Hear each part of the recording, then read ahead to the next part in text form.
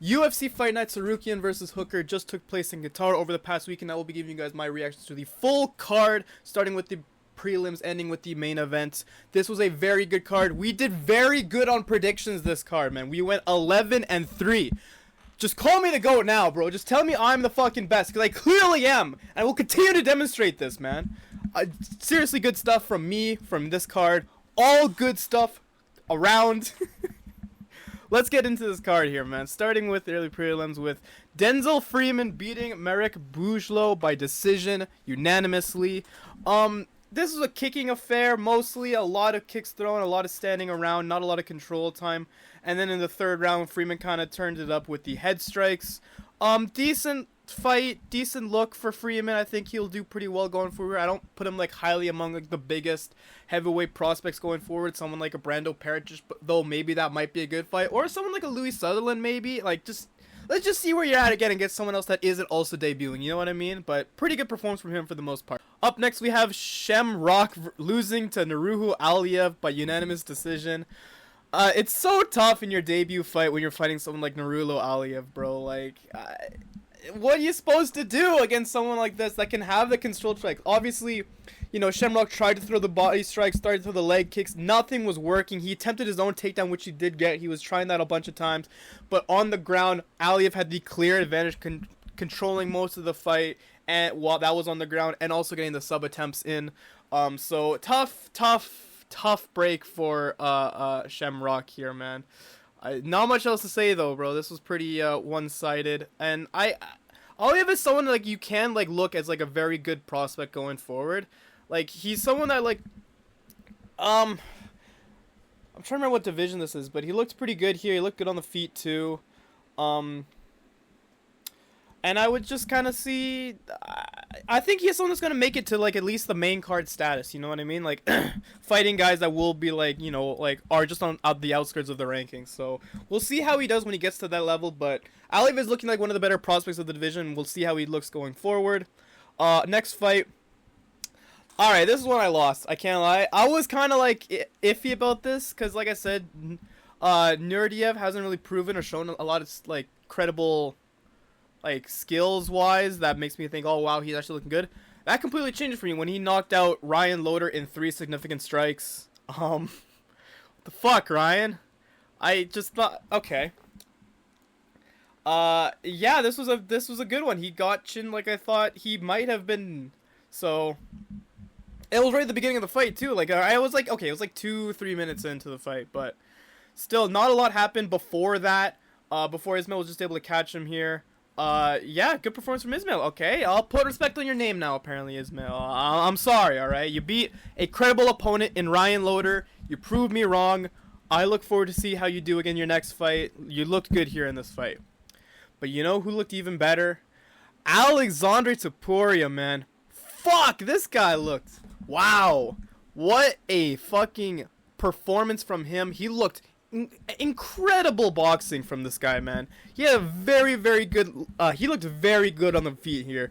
He was, you know, he got takedowns, he was mixing things up, and the stance he had made it so he was able to control the distance between him and Bekzad very well. It did leave him open to some calf kicks, which Bekzad did capitalize on quite a bit, but throughout the fight, man, Alexandre was just keeping like his hand out, pushing him away, throwing a jab, and then backing up immediately. So when Bekzad would throw a jab himself, he couldn't find anything, and it just got to the point where he was controlling the entire fight, controlling the distance really well. And then at the very end of the round, he was getting knocked. He was getting good punches in at the very end of the fight. Got himself the unanimous decision win here. He is a very good fighter, actually. I am scared for the next opponents coming up against him here, because wow, he looked really, really good here, man. I think he now can fight a pretty credible bantamweight opponent and still look good at this point. So another bantamweight prospect to be very excited about. They just keep coming in, man. The division is really starting to build itself well, which is exciting going forward. Up next we have Abdulrahman. Dude, bro, that's my guy. What did I say was gonna happen?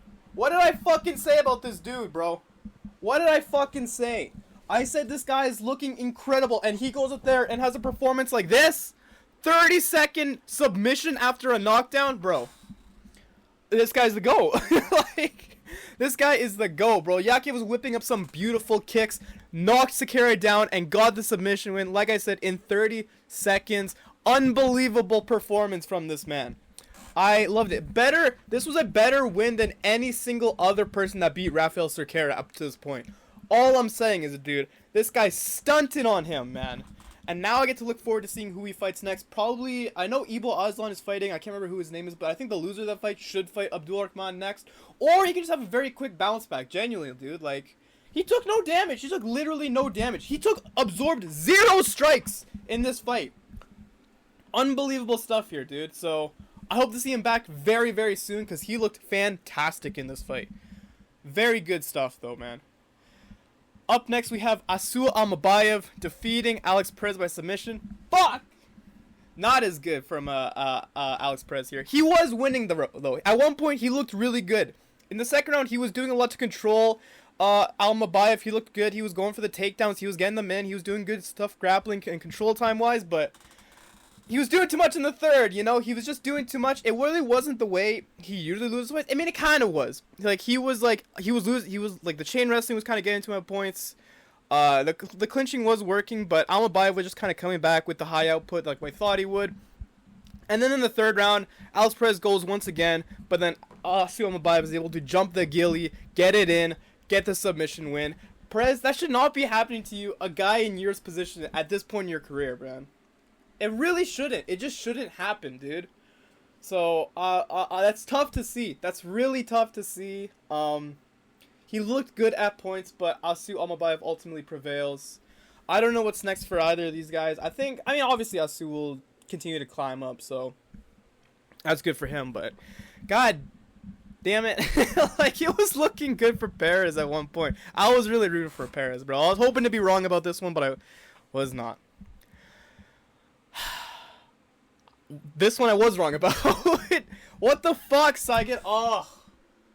We went 8-1 on my lock picks this card, and this was my one. And it was by split fucking decision, losing to a guy that's 41 years old, just got knocked out. How do you lose this, bro? How do you lose like this, bro? How the fuck, man? There was like very little happening throughout the entire fight. Obviously, Saigid was throwing the takedowns as best as he could. He was throwing as many as he could, but he just could not maintain control. Dalby was finding ways to regain control, stay on top, clinch, do whatever it took. And it got him the win by split decision. He did enough to look good in the judge's eyes. That sucks, man. That's rough, bro. I can't believe it. The welterweight, like, just on the outside of the rankings, the welterweight division is so weird, honestly. It's really hard to figure out, like, who's, like, really up next outside of the rankings at this point. But good win for Dalby. This was a good bounce back, man. It was something he kind of needed at this point in his career. It looked good. He looked good throughout this fight. Obviously, it was very close. The control time was close. The striking was close. It was close. Like, I will give him that. It was close. I will give Saigid credit. It was close, but it just wasn't enough, man. Fuck, and we were so close. We were so close to getting a sweep with the lock picks, but whatever. Good win for Dalby here. I don't know who he fights next, dude. I don't want to give him a ranked opponent next, but, like, he just beat a very credible up-and-comer in the welterweight division, so I don't know. I don't know where this leaves him. I guess we'll just have to see, but damn, dude. All right. Up next, Luke Riley prevailed. Dude, my fucking great rationale ultimately came through. Riley was able to get the knockout on the ground and pound already on top. That is an awesome way to win. Grad was doing good. He was getting takedowns. He was controlling the fight for a lot of times, but then Riley, of course, like literally in every single one of his fights this happens. He's getting controlled. He's getting not like outstruck, but he's getting out-wrestled, out-grappled, and then just finds a way to absolutely rock his opponent and get a knockout win. He did it here in this fight. He did it in his last Cage Warriors fight. He does it here again against a very credible opponent in Bogdan Grad, who is a tough guy. This is a tough person to knock out, and he was able to do it in 14 strikes. Great performance. Great debut for Luke Riley. Obviously, very excited to see where he goes from here. I was expecting big things out of this guy, bro. Because this was a good win. I'm looking forward to see what he does in this next fight. He's never truly out of a fight, it seems. So Yeah, I'm looking forward to see what he does here. Hopefully he can improve more on the takedown defense. That obviously leaves room for improvement for him, but if he's just able to turn that around and get on top and then land a fucking ground and pound KO, then like I guess it's not too bad. So we'll see going forward how he does, but very good win for Luke Riley here. Overall, the prelims were pretty good. I wouldn't think they weren't fantastic or like nothing. There was some really good performances, some pretty kind of average ones. Overall, I would give this prelims like a 5 out of 10 probably. It was a decent prelims. It was all right. It was an all right prelims to watch. Moving on though, we get to the main card. Dude, where Unks at? Where my Unks at? Unks need to stand up right now, bro. Kyoji Horiguchi is back and is still in just as good shape, dude.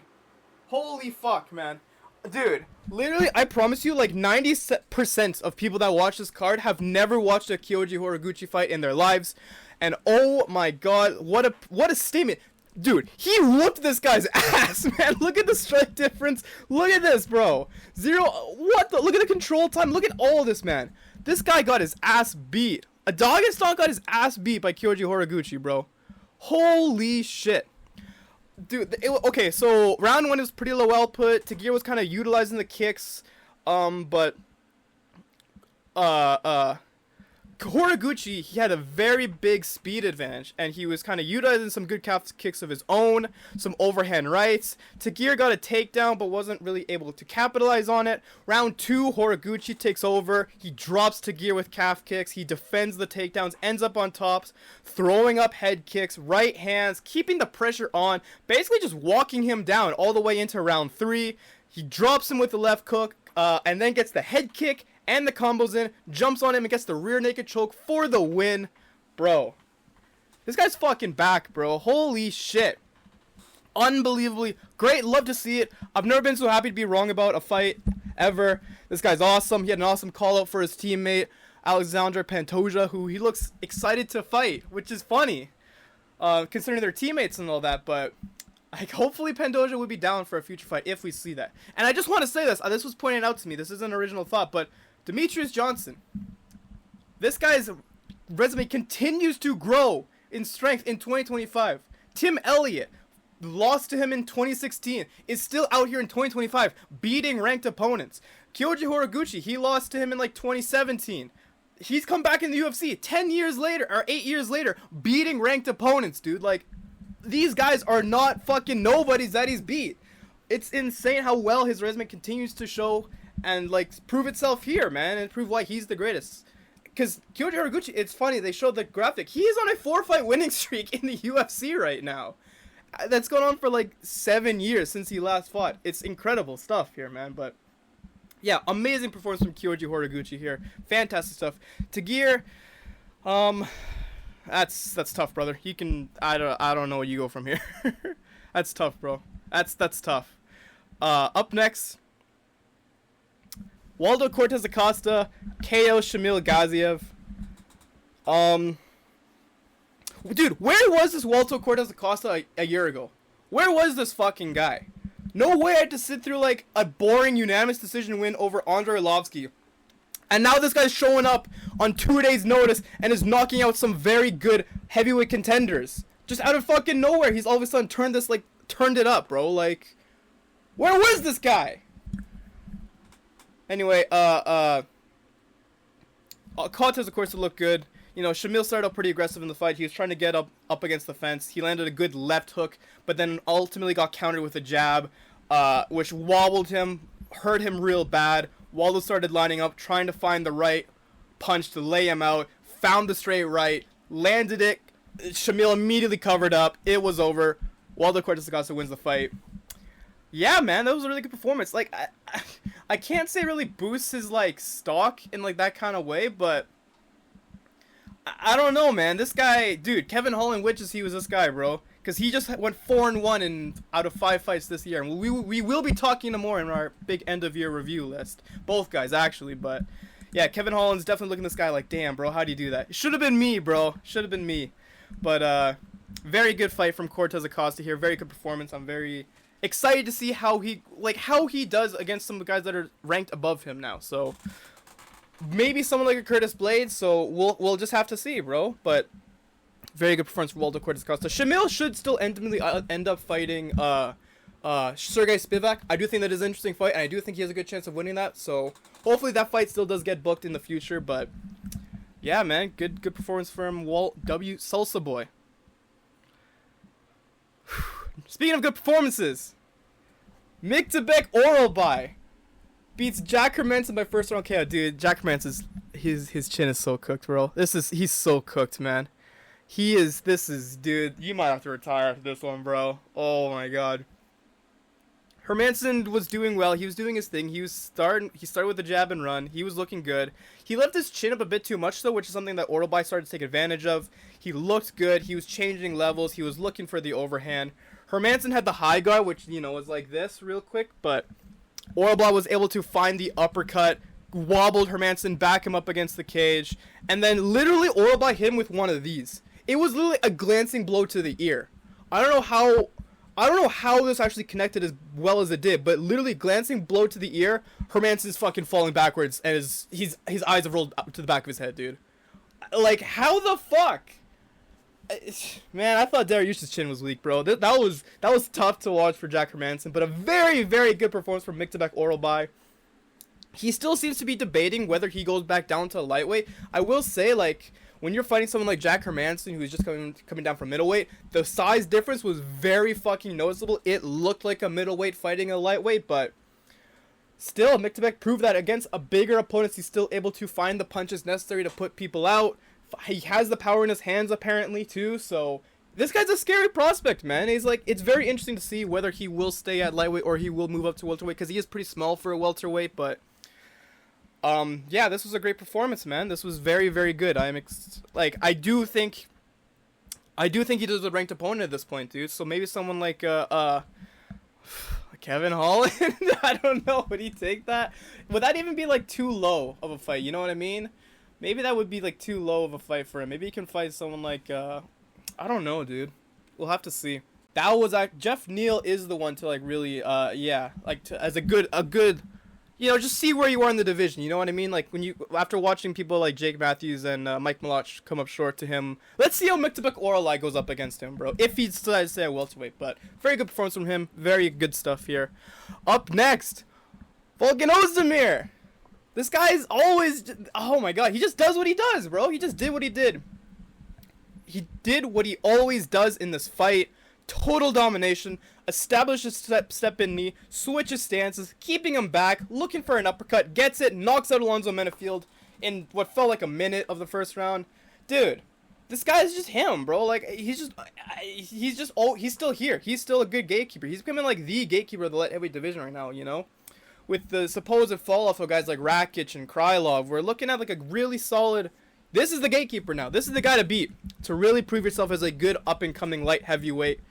Yeah, he looked awesome here, man. Alonzo Menifield just unfortunately isn't that guy, you know. Hopefully he can continue to have entertaining fights on Apex main cards. But like hopefully yeah, really good performance from Oezdemir here. Not much to say here, honestly. It was just quick, just like that. Gets it done, dude. Like Menifield had one strike to the head in this entire fight. That was it.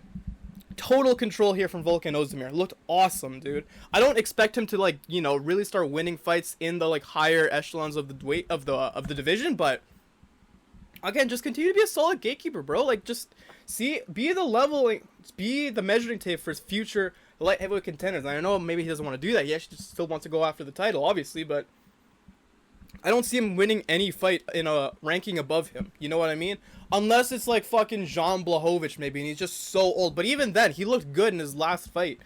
So we'll see. We'll see, man. But good performance from Volkan Oezdemir here. Very, very impressive stuff here. I was looking forward to this fight, and it delivered as well as I thought it would. Next fight, co-main event.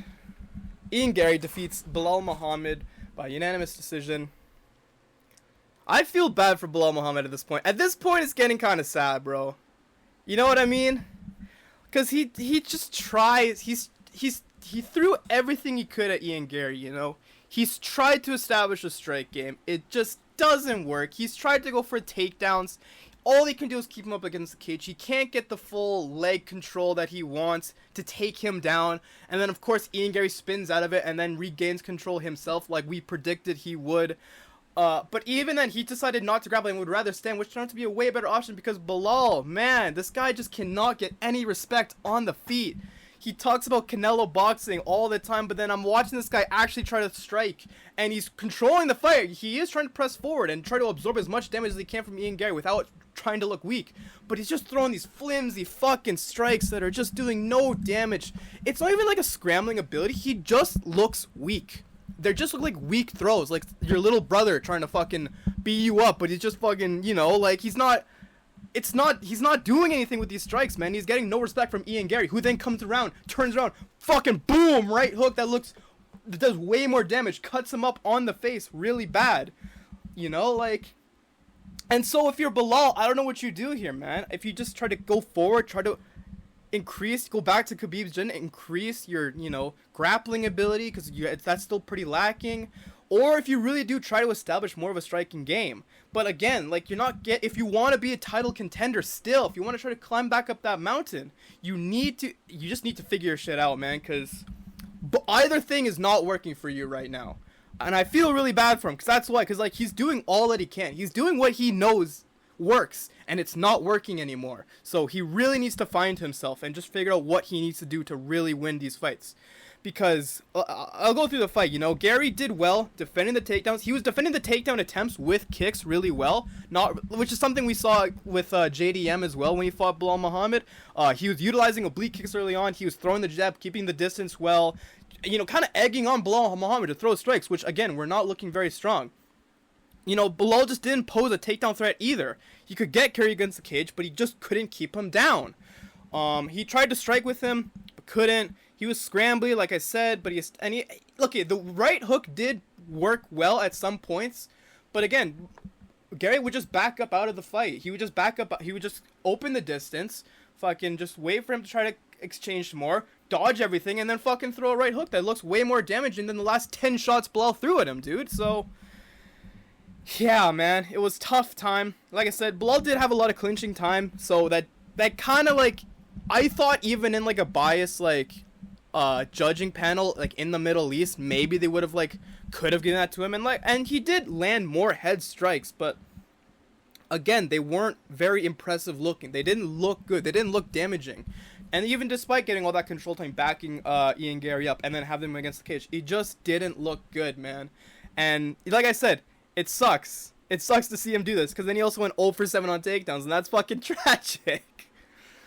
But yeah, this was a good performance from Ian Garry. Like I said, he fought a perfect fight against Belal Muhammad. Everything he needed to do, he did to make himself still look good, though. He threw good enough strikes, defended enough takedowns to get the win. And then, like, in the post-fight interview, he literally did the fucking meme. He literally did the fucking, I've gone out there, and I've proven what I deserve a title shot, because I just beat a fucking welterweight champion. Like, it was a 3-round fight, bro. Like, we know your biggest weakness is a 5-round fight, and you fought this guy in a 3-round fight that you might have fucking lost if it was 5 rounds. Ah, man, that's so... He literally did the fucking meme, dude.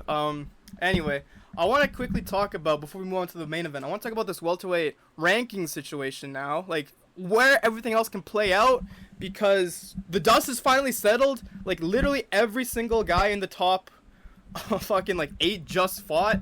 So, let's just look at this, man, and what fights are to make next. Because I think... Because looking at this... Is it really going to be Ian Machado Garry versus Islam Makhachev next? Your options are a rematch with JDM, which you're probably not going to get. Ian Machado Garry, Shavkat Rakhmonov, who hasn't fought since UFC 310 December. Michael Morales, Carlos Prates, and Kamaru Usman, who himself hasn't fought since fucking June. Who of these guys do you choose? It has to be Machado Garry, isn't it? But even then, he's not coming off an impressive... He's coming off a 3-round fight in a Fight Night co-main, dude. Like... Fuck, man. This is tough. I think it is going to have to be Ian Machado Garry. And then I think you run Shavkat versus JDM. You don't book Michael Morales versus Carlos Prates. Let's... let's say you can book Bilal versus Michael Morales, and then Prates versus Brady. Usman, I don't know what the fuck you do with Usman, dude. Like, maybe you just let Morales wait sometime too, and then you run Prates Bilal, and then Usman Brady, but like, fuck, yo.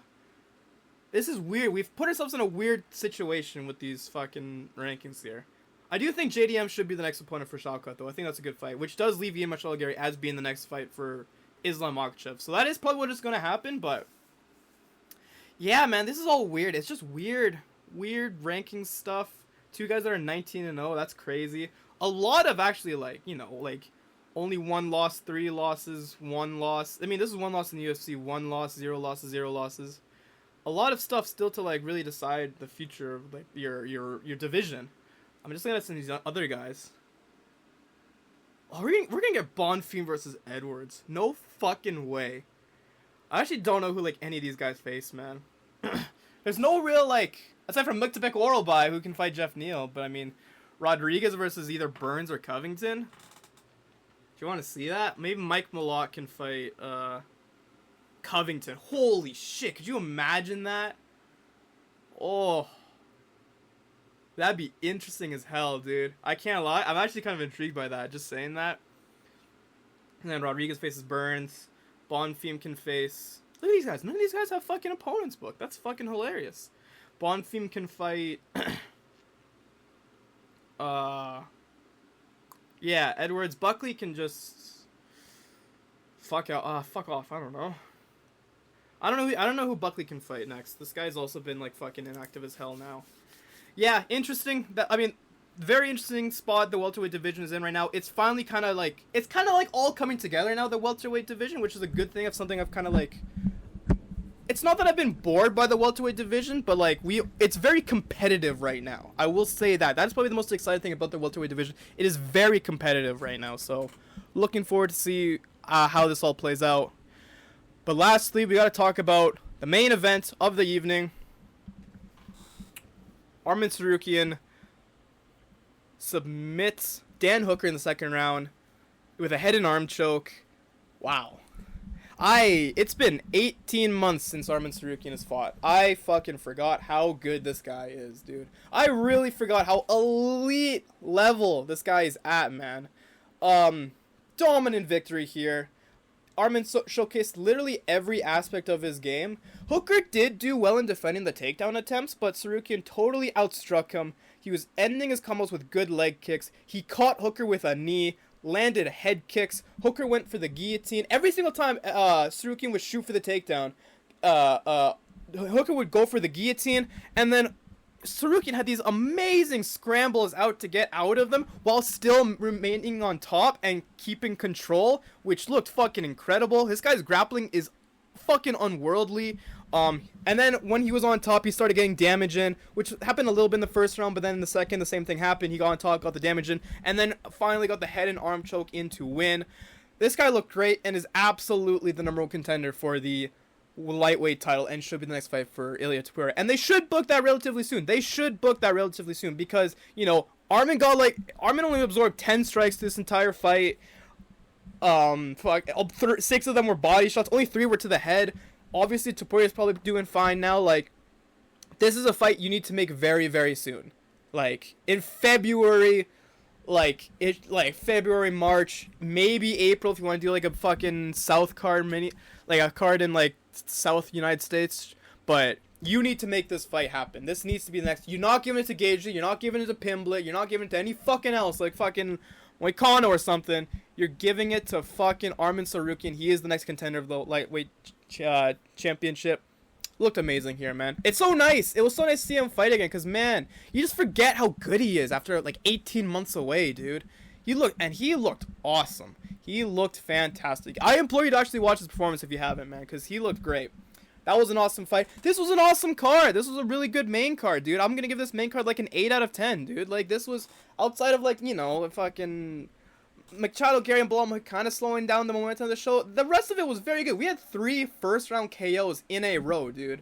Like, very, very good stuff on the main card. Overall, I would give the show itself, probably like a 6 out of 10. I think it was a very strong main card, but kind of a weaker prelims. Overall, a good show. This was a good show overall through and through. They do nice up these fucking Middle Eastern cards to be as good as they can be, but this was fantastic. This card was fantastic. Like I said, again, we went 11-3 on predictions. That is fucking incredible, dude.